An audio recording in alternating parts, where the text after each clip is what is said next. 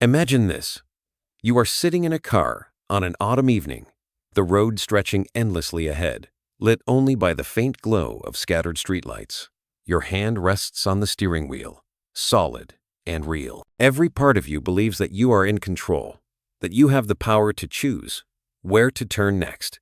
But then, something feels off. The navigation system on the screen keeps blinking, giving directions you never chose. And suddenly, you begin to wonder, have I really been driving all along? Or have I just been following some hidden map programmed without my knowing? That feeling is not unlike the way we live our lives. We believe we are in control. Yet most of our decisions, our reactions, even our deepest desires, often come from a place inside us that we never truly access. It is like an inner GPS, quietly operating in the background, guiding us through every twist and turn of life. And one day, we might wake up and ask ourselves, if I don't understand how this system works, am I steering straight toward the edge without even knowing? I remember a friend once told me he always felt like he was living the wrong life. Everything on the surface looked fine.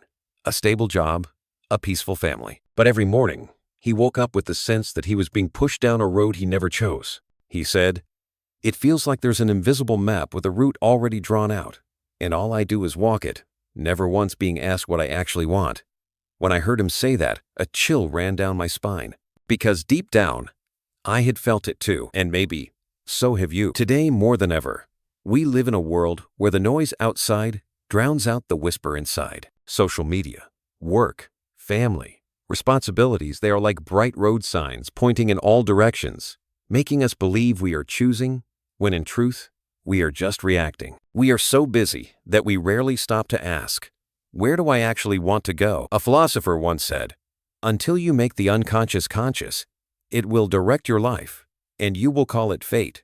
At first, that might sound like a warning, but it is really a doorway. It invites us to realize that within us lies a vast, unexplored territory, holding the real maps to who we are. Think back to a time in your life when you acted in a way you couldn't explain.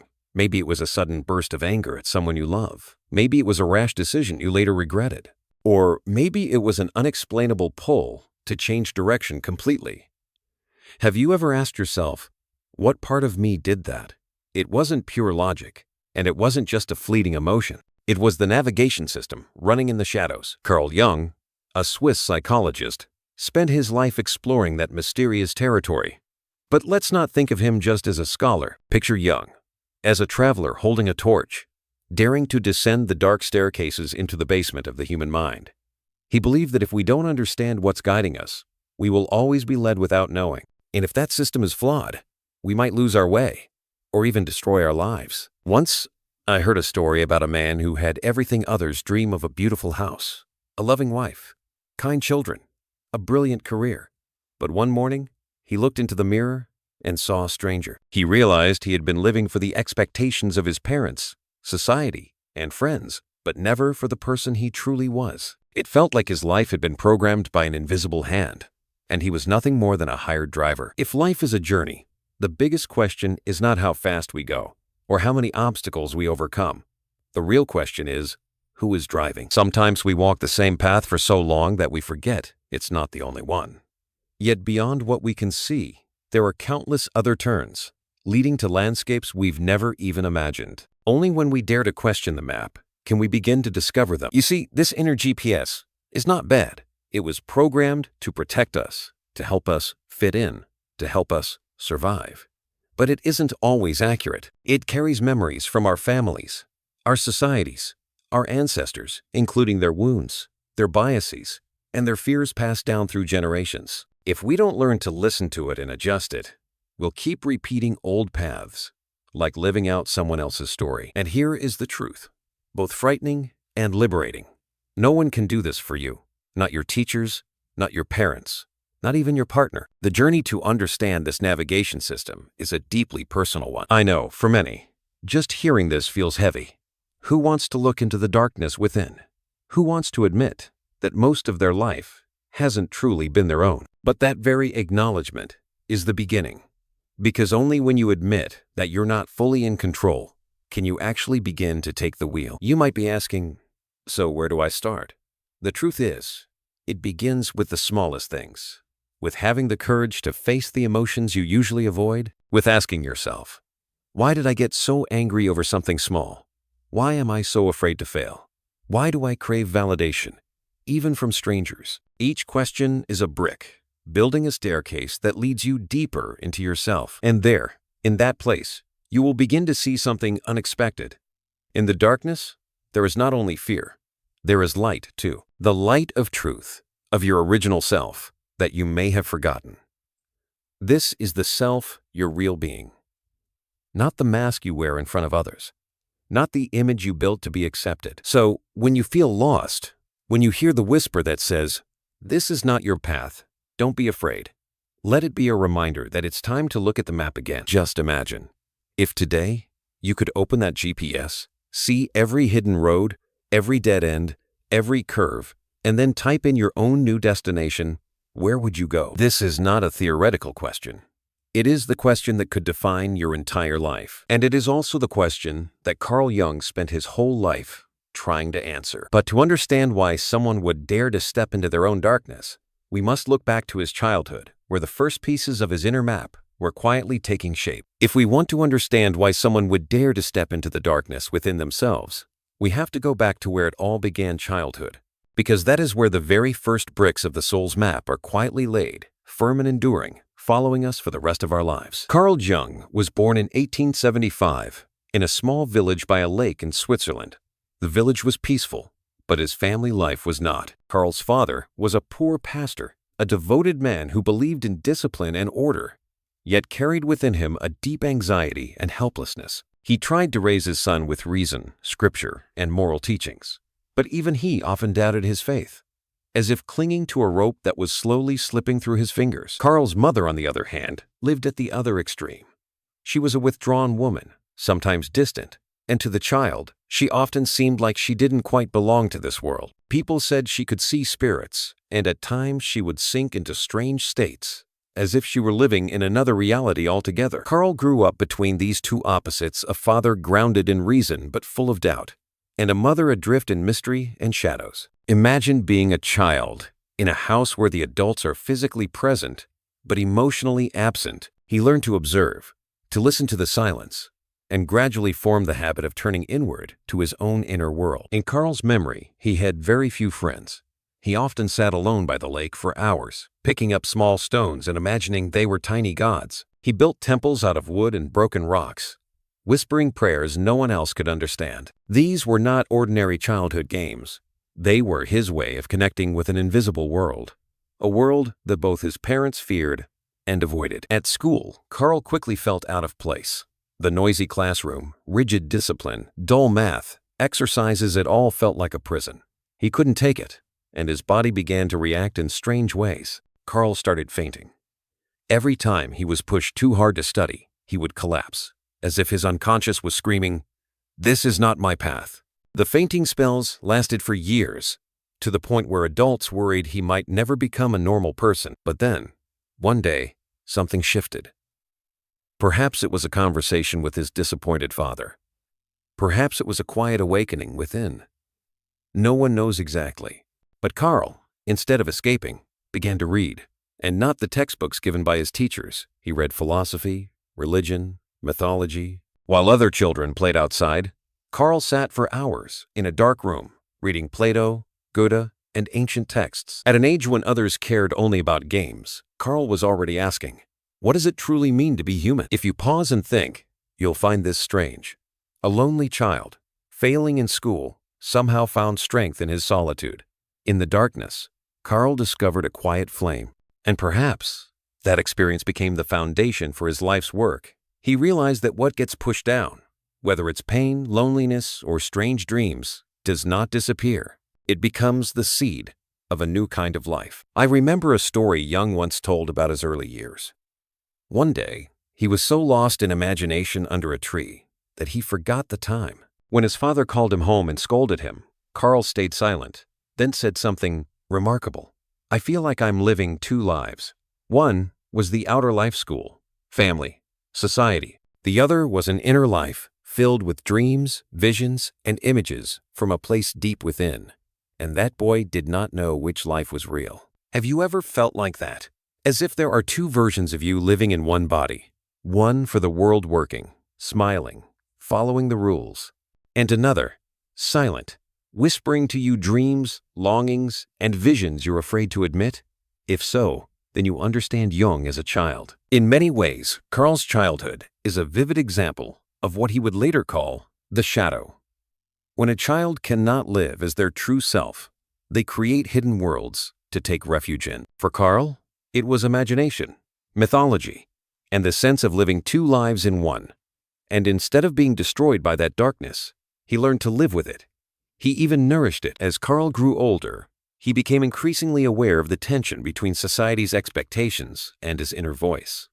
His father wanted him to pursue a religious path, but Carl knew that wasn't his destiny. His mother drifted in mysticism, but Carl didn't want to be swallowed by it.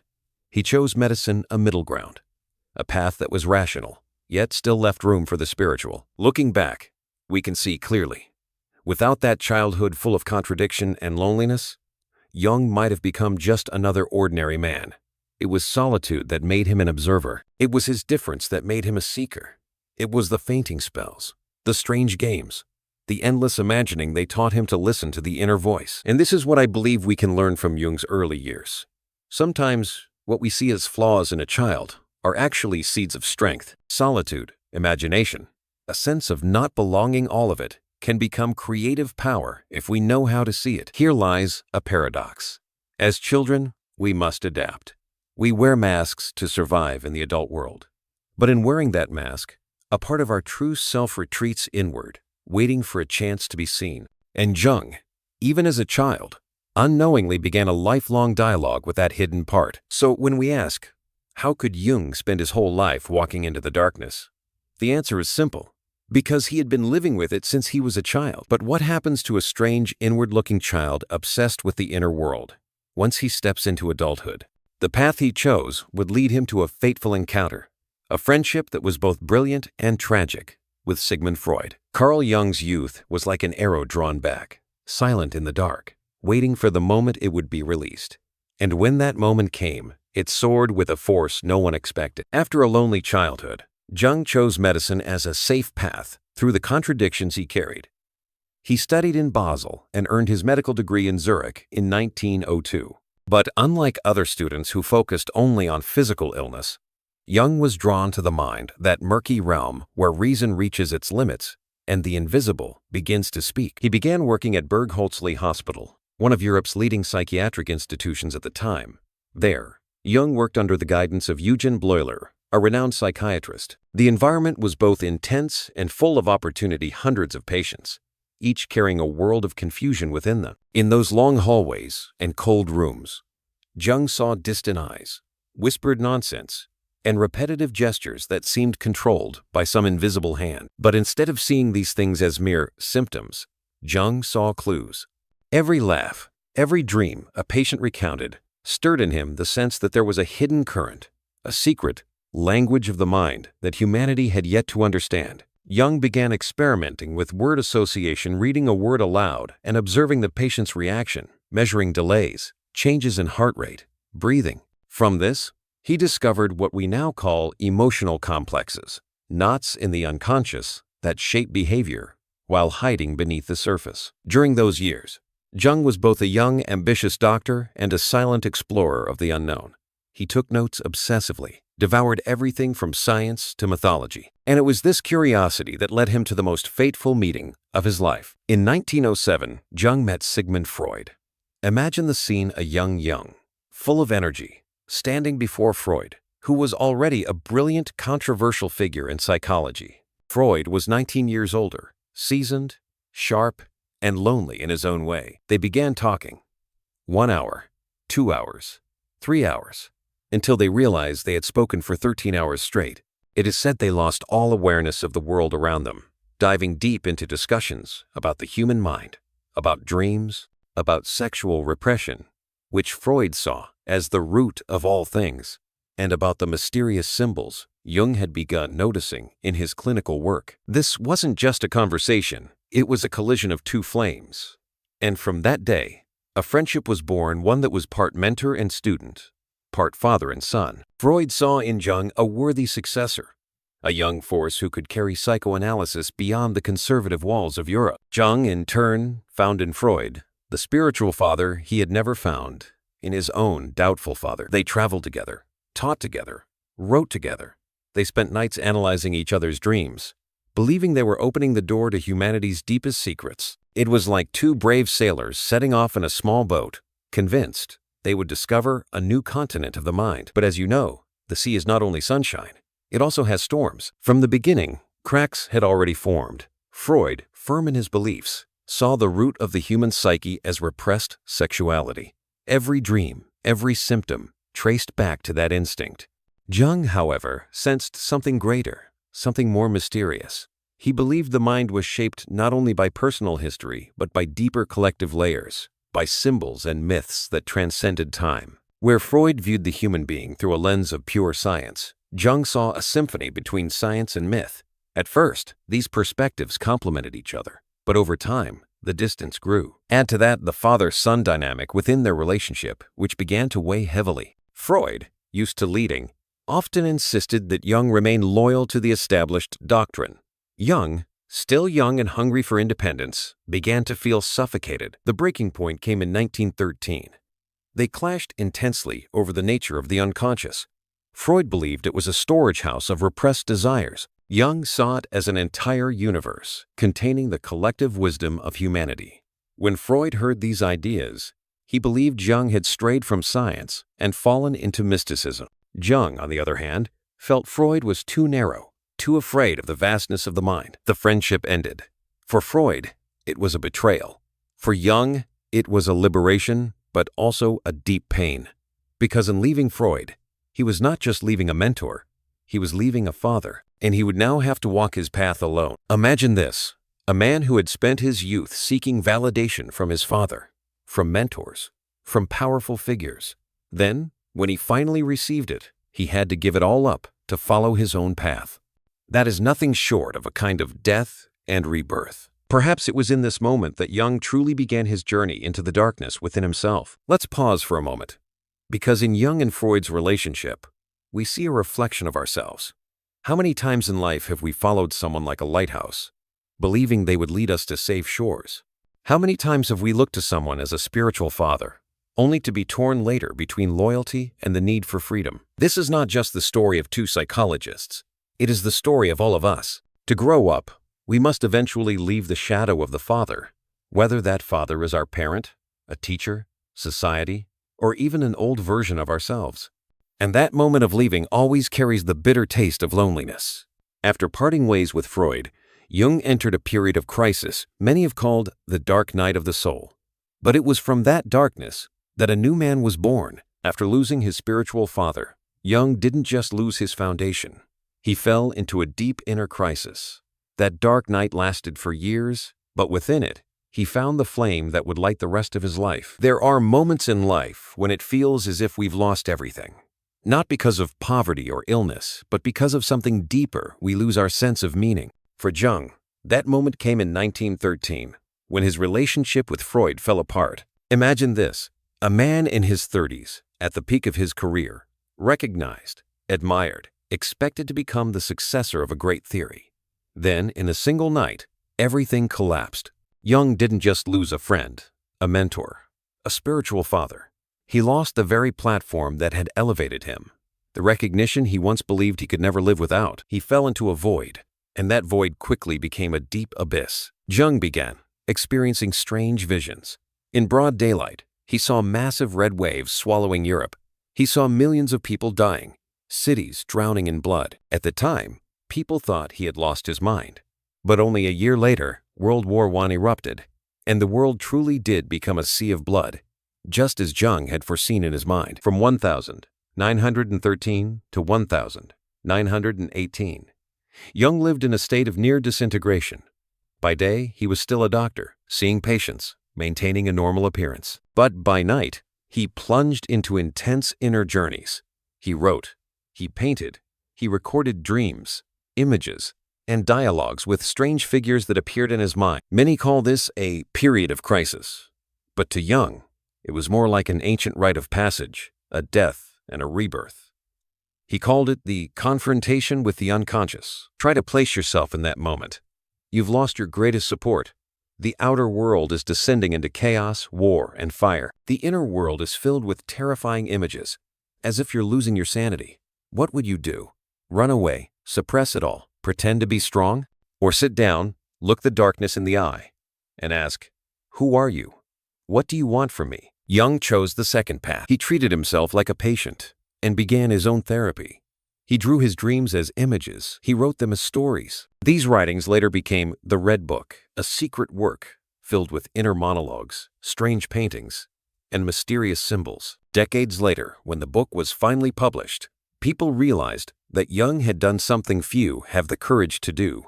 He descended into the deepest basement of the human mind and survived to tell the tale. In one entry, Jung described the feeling of being swallowed by the earth, lost in a dark world where he met peculiar characters, an old man with a white beard, a youthful maiden, a giant snake. He spoke with them, questioned them, and gradually understood these were not hallucinations, but the language of the unconscious. For Freud, the unconscious was a storage room of repressed desires.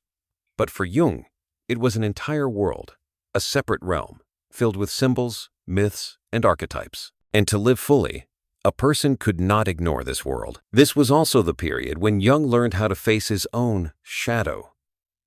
The nightmares, the deathly visions, the frightening thoughts, instead of avoiding them, he documented them, spoke to them. He realized that if you don't integrate the shadow, it will control you. I think about this, and I realize this is not just Jung's story. All of us go through our own crisis years. It might be at 30, when we realize our career path brings no joy, or at 40, when we look back and see we've lived half a life in someone else's role. It might come after a breakup, a loss, a major change. In those moments, like Jung, we are pushed to the edge of ourselves. The question is, what do we do there? The ancient Greeks told a myth. The hero Theseus entered the labyrinth to slay the Minotaur.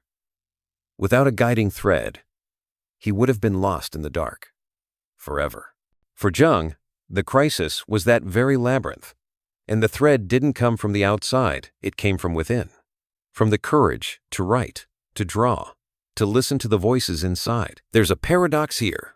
When we fall into crisis, our first instinct is to run. We seek alcohol, work, fleeting pleasures to forget.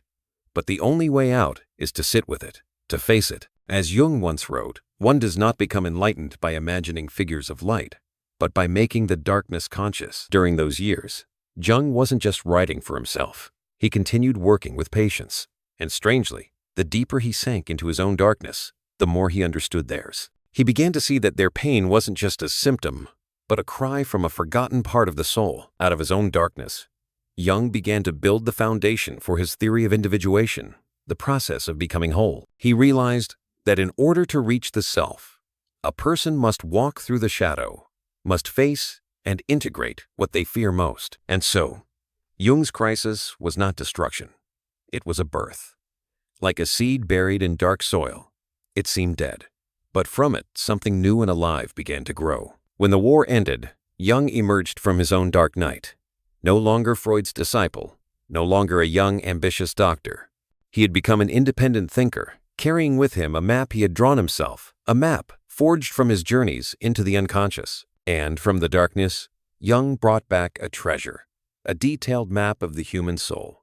A map with 3 clear layers: the conscious mind, the personal unconscious, and the collective unconscious.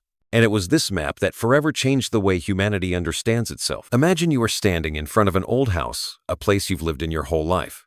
You know the living room, the kitchen, every window and doorway. But then one day, you discover hidden doors, staircases leading to the basement, dark corridors climbing up to the attic, and even more surprising, some of the rooms don't belong only to you, they seem connected to people who lived long before you, hundreds or even thousands of years ago. That was the feeling Jung carried back with him after his crisis.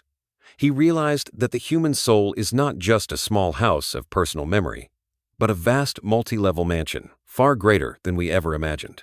To describe it, he drew a map with 3 main regions: the conscious, the personal unconscious, and the collective unconscious. 1. The conscious, the bright room where we live every day. At the very top, The most visible layer is the conscious. This is where we tell our story. What is my name? What do I do? What do I like or dislike? At the center of this layer is the ego, the I we often identify with. The ego acts like a narrator, trying to string together the fragments of our life into a coherent story, so we can believe we are stable and in control. But the ego doesn't stand alone. It wears a mask to present to the world the persona. Persona is the role we play: father, mother, teacher, employee, friend. It's the image we want others to see, the polished outfit that hides the truth underneath. Think back to a typical workday. You smile, speak politely, act confident, even if inside you're anxious, angry, or hollow. That's your persona at work. It's not a bad thing. Like the masks used in ancient Greek theater, it helps us communicate and adapt. But the problem is this: if we identify too much with our persona, we forget our real face underneath. Jung saw this conscious layer as just the surface. Like a smartphone screen showing icons, behind it is a far more complex system running the entire device. 2. The personal unconscious. The basement where we hide memories. Just beneath the conscious is the personal unconscious. This is where the ego hides what it doesn't want to see: painful memories, inappropriate desires, fears, shame, failure. Have you ever felt this? Someone says something seemingly harmless, yet you explode with anger. Or you keep avoiding a certain situation and don't know why. These are the wounds buried in the basement, still whispering, still shaping how we live. Freud described the unconscious in this way as a vault of repressed urges. Jung agreed, in part, but went further. For him, the personal unconscious is not just a trash heap, but also a treasure chest. Among the forgotten memories are seeds of creativity, parts of our true self we've never dared to live. For example, a child once mocked for singing might hide their voice in the unconscious. But that voice still lives there, waiting to be freed. 3. The collective unconscious.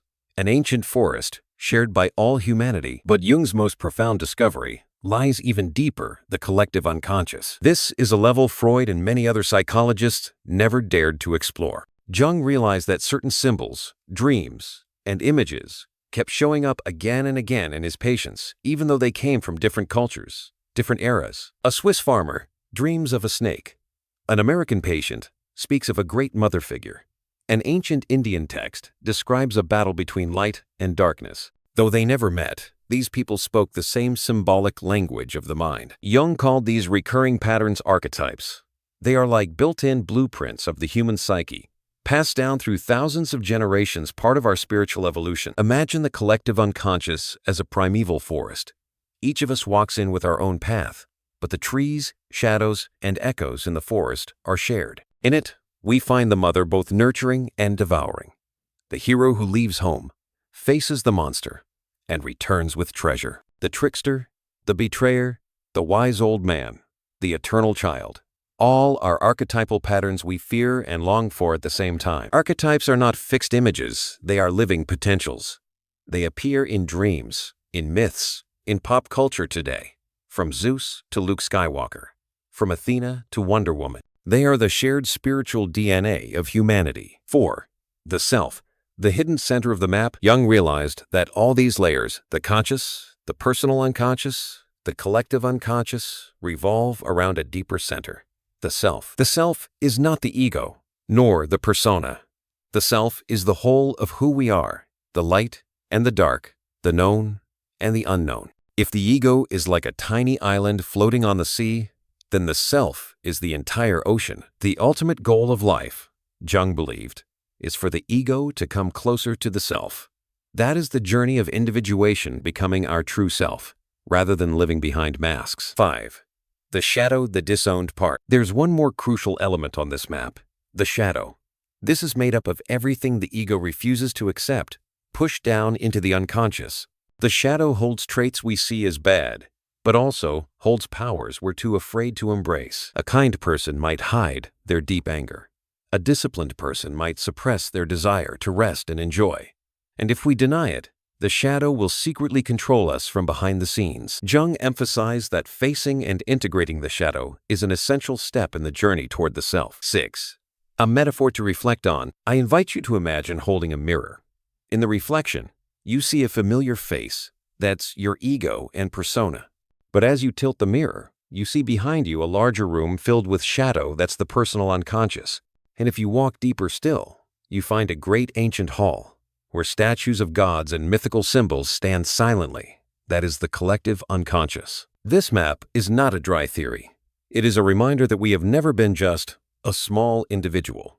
We carry within us the history of humanity, both light and dark, both the mask and the true face. But if the map is clear, then the greatest question becomes, how do we walk the path? How do the ego and persona draw nearer to the self so that we may truly become who we are? The answer lies in the journey Jung called individuation, and it begins with facing the shadow. If you've ever walked through an abandoned, dark house, you'll understand the feeling Jung described about the journey of individuation. Dust-covered rooms, locked doors, and especially the basement, the one place you've never dared to enter. Every step makes your heart race because you don't know what you'll find. But only when you have the courage to go down can you truly call the house your own. Life is the same. On the outside, we live through roles and masks that society gives us: the devoted father, the gentle mother, the model employee, the dependable friend. We smile, say the right things, behave as though we're in full control. But behind that mask, there is always a quiet shadow. It holds the parts of ourselves we don't want to see: anger, envy, fear, desires we've labeled as ugly. Jung called this part the shadow, and he believed that if we don't face it, it will quietly control us. Like a puppet, we think we're free, but all the strings are pulled by a side of ourselves we've tried to deny. Have you ever overreacted with anger towards someone over a small mistake? Or criticized someone for being selfish, only to realize that you too long for the same thing, but have never admitted it? That is the shadow speaking. It doesn't disappear when ignored. On the contrary, the more we suppress it, the more it tries to rise up. Individuation, the journey of becoming who we truly are, begins the moment we are brave enough to open that basement door, not to feed the darkness, but to recognize it as part of ourselves. Just as light means nothing without darkness, we are not whole unless we embrace even the parts we once rejected. A man may spend his life forcing himself to be strong, never crying, never showing weakness. But that denial can make him angry, even cruel. Inside him, a gentle feminine aspect, what Jung called the Anima, still exists, only repressed. And when he learns to listen to the Anima, he becomes more compassionate, more balanced. Likewise, a woman might be so attached to her gentle role that she never allows herself to be firm or decisive. Yet deep within, her masculine side, the Animus, waits to be acknowledged. When she connects with it, she finds determination and the courage to protect herself. This journey is never easy.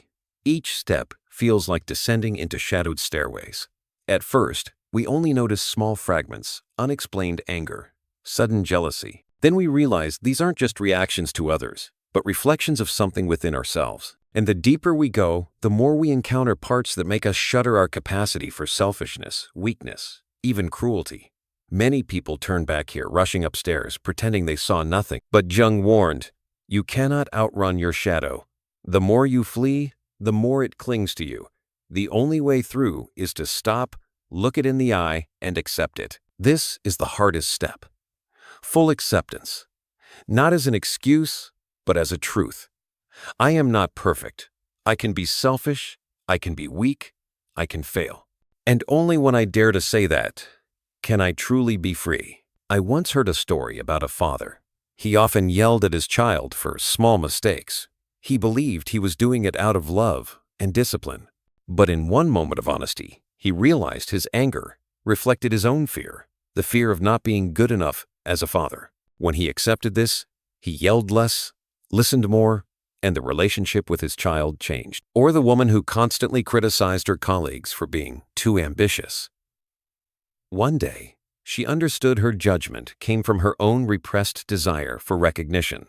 She too wanted to go further, to be seen, but had never allowed herself to admit it.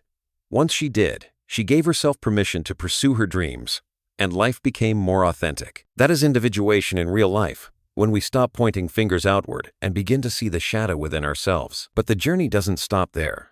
The deeper we go, the closer we get to another center, the self. Not the small ego with its roles and masks, but the whole of who we are, light and dark, known and unknown.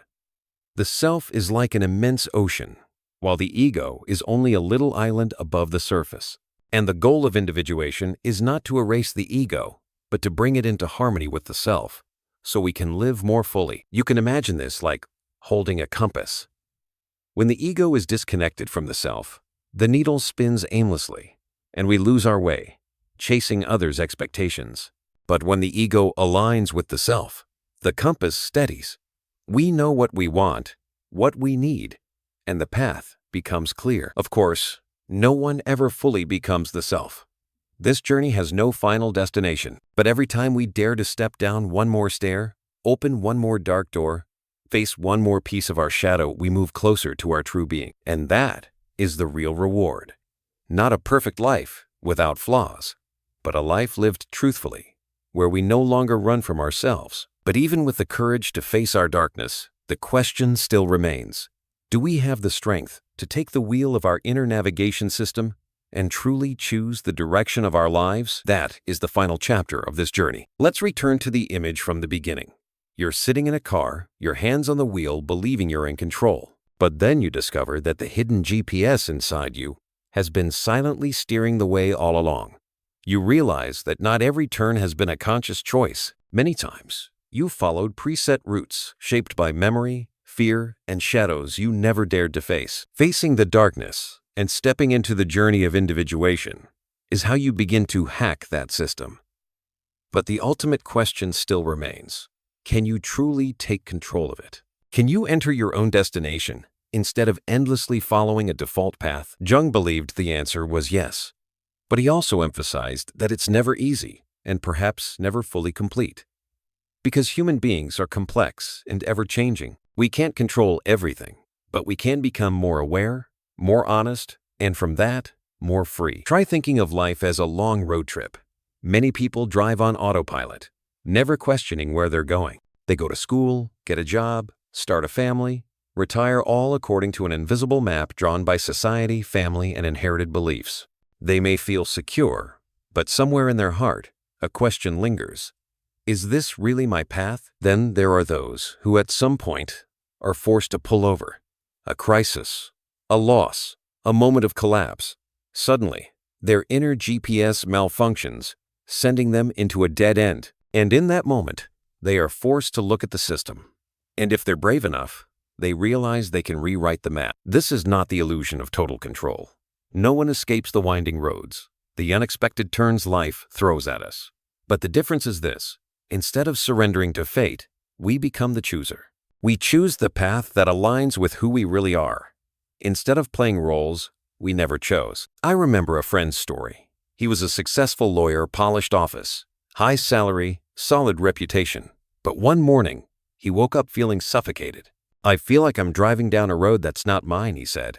After months of struggle, he left everything behind to become a writer. His friends and family thought he was crazy. But for the first time in his life, he felt like he was truly holding the wheel. The new path was bumpy, uncertain, but it was his path. That is what Jung meant by individuation, a life that is authentic, instead of a life that is safe but meaningless. Of course, this takes more than courage. It takes radical honesty with your darkness, your dreams, your fears. It takes patience because you can't redraw the map overnight. And above all, it takes acceptance that this journey is never fully complete. You will get lost. You will make wrong turns. You will think you've arrived, only to realize you've just begun. But the beauty is this. In every moment of being lost, you learn more about yourself. In every dead end, you gain the chance to stop and ask, where do I truly want to go? In one of his writings, Jung said, as far as we can discern, the sole purpose of human existence is to kindle a light in the darkness of mere being. That line feels like a final message. Our task is not to eliminate darkness, but to bring light into it. You may never become a perfect version of yourself, but you can become a truthful one. And that truth is enough to change everything. It frees you from chasing others' expectations, from living through roles, and allows you to live as your real self. So come back to the image of the car. You're still there. On the long road, the night is still dark. The inner GPS still offers familiar routes, But this time, you are no longer blindly following. You pause. You enter your destination. It might be a rougher road, less traveled, but it makes your heart beat with life. And in that moment, you realize you've finally begun to live. Jung's story is not just a theory. It is a mirror. When we dare to enter our own darkness, we don't just find fear. We find freedom. Freedom to take the wheel. Freedom to redraw the map. Freedom to live a whole life. Thank you for staying with me until the very end of this story. If this message touched your heart, please give it a like, subscribe to the channel, and turn on the notification bell so you'll never miss the next journey we take together. Your support means the world to me.